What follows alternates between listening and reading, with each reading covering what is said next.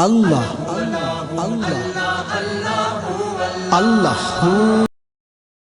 کہا جاتا ہے کہ حج کے 3-4 دنوں میں یا عمرے کی تکمیل تک عورت کو لازمی طور پر اپنا چہرہ ننگا رکھنا ہوتا ہے، وہ دستانے بھی نہیں پہن سکتی۔ اب جس عورت نے ساری زندگی شرعی پردہ کیا ہو، وہ بھلا اس طرح چہرے کو ننگا رکھنا کیسے قبول کر سکتی ہے؟ اس بارے میں وضاحت کر دیجئے کہ اسلامی تعلیمات کیا ہیں۔ جی، یہ جو انہوں نے کہا جاتا ہے، کہا جاتا نہیں بلکہ یہ اللہ کے نبی کا حکم ہے۔ جی، تو نبی رحمت صلی اللہ علیہ وسلم نے منع کیا، فرمایا وَلَا تَنْتَقِبُ الْمَرْأَةُ الْمُحْرِمَةُ وَلَا تَلْبَسُ الْقُفَّازَيْنِ، کہ جو احرام باندھے ہوئے خاتون وہ نہ تو دستانے پہنے گی اور نہ ہی نقاب کرے گی۔ تو اب اگلا مسئلہ ہے پھر وہ کرے کیا؟ وہ تو ساری عمر شرعی پردہ کیا ہوا ہے اور حج کے موقع پر، عمرے کے موقع پر لاکھوں لوگ ہیں، کرے کیا؟ تو اس کا حال بھی شریعت میں موجود ہے نا۔ ام المومنین عائشہ رضی اللہ عنہا فرماتی ہیں کہ جب ہم اللہ کے نبی کے ساتھ حج کرنے کے لیے گئے تو کان رکبان یمرون بنا، تو ہمارے پاس سے بہت سارے قبیلوں کے قافلے گزر رہے تھے، کوئی آ رہا ہے کوئی جا رہا ہے، لوگ تو اس وقت بھی تھے۔ اور نبی رحمت صلی اللہ علیہ وسلم کے حج کے موقع پر 1,00,000 صحابہ کا مجمع تو اس وقت بھی تھا۔ اب علاقہ بہت وسیع بھی کیا گیا ہے، پہاڑ بھی توڑے گئے ہیں تو تعداد بھی بہت زیادہ ہوتی ہے، تو اس وقت کے حساب سے یہ 1,00,000 بھی بہت بڑا مجمع تھا۔ تو وہ فرماتی ہیں کہ ہمارے پاس سے قافلے گزر رہے ہوتے تھے تو ہم کیا کرتی تھیں، جیسے ہی کوئی قافلہ آیا اور غیر محرم لوگ سامنے آئے تو ہم اپنی اسی چادر کو کھینچ کر منہ کے اوپر لٹکا لیتے تھے۔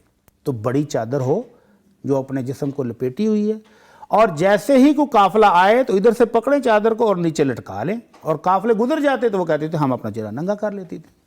تو آج بھی اس کا حال یہی ہے کہ احرام باندھے ہوئے خاتون اپنے پاس ایک بڑی چادر رکھے اور اس چادر کے ساتھ جیسے ہی غیر محرم لوگ سامنے آئیں، مثلا وہ حرم جا رہے ہیں تو رستے میں تو ظاہر غیر محرم ہیں، تو وہ اپنی چادر کو نیچے لٹکا لے، جی، یا وہ اس طرح منہ کو لپیٹ کر ایک آنکھ ننگی رکھ لے جس سے وہ رستہ دیکھ سکے۔ ماسک آج کل ہے وہ لگایا جا سکتا ہے؟ ماسک نہیں لگا سکتے، ٹھیک ہے۔ ماسک نہیں، تو یہ جو وہ نقاب کی شکل بن جائے گی، جی، جس کے اندر دونوں آنکھیں ننگی ہوں، جس کو ہم ہمارے یہاں برقعے کے ساتھ نقاب ہوتا ہے، وہ منع ہے۔ تو چادر بڑی ہو جس کے ساتھ منہ کو لپیٹ لیں اور ایک آنکھ ننگی کر کے رستہ دیکھ لیں۔ جیسے ہی وہ حرم میں پہنچے گی وہاں لیڈیز کے لیے انہوں نے پورشن ہی الگ رکھا ہوا ہے، تو وہاں اپنا وہ چہرہ ننگا رکھیں۔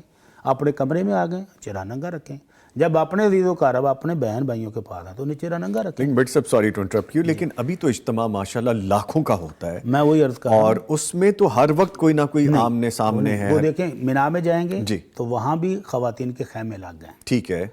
مکہ میں ہیں تو وہاں پر بھی آپ اپنے ہوٹل کے کمرے میں آپ کو پرائیویسی موجود ہے، بیت اللہ کے اندر جائیں گے تو وہاں بھی لیڈیز کے لیے پورشن الگ سے ہے۔ مسئلہ ہونا ہے رستے میں آتے اور جاتے ہوئے، یا طواف کرتے ہوئے، یا طواف کرتے ہوئے، تو اس وقت بڑی چادر ہو جو آپ چہرے کے اوپر لٹکا لیں، یا چھوٹا دوپٹہ، وہ جس کو ہم کیا کہتے ہیں، وہ جو چھوٹا سا ہوتا ہے اس کو مجھے دیر میں سکارف ٹائپ لے لیں، برقع پہنا ہوا ہے اور سکارف لے لیں، جیسے ہی کوئی غیر محرم آئیں تو آپ اوپر گرا لیں، وہ بریک ہوگا، سامنے سے آپ کو نظر بھی آ رہا ہے اور آپ اپنا سفر بھی جاری رکھیں، عمرہ کر رہی ہیں، طواف کر رہی تو کرتی رہیں۔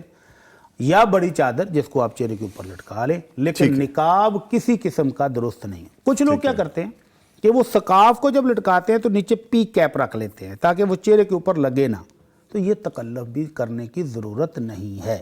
تو جب غیر محرم آئیں اور آپ اپنی بڑی چادر لٹکائیں گی یا وہ سکارف نیچے لٹکائیں گی، وہ چہرے پر لگ جائے تو کوئی حرج نہیں۔ اور مرد حضرات تو ویسے سر ننگا رکھتے ہیں، ہاں ان کے لیے تو ویسے ننگا نا، مردوں کے لیے تو مسئلہ پوچھا ہی نہیں، مسئلہ پوچھا نہیں کہ میرے لیے تھا تو میں نے کہا میں ہاں جی، مرد بھی اپنے سر کے اوپر کیپ وغیرہ نہیں رکھ سکتے، ٹھیک ہے۔ اللہ اللہ اللہ اللہ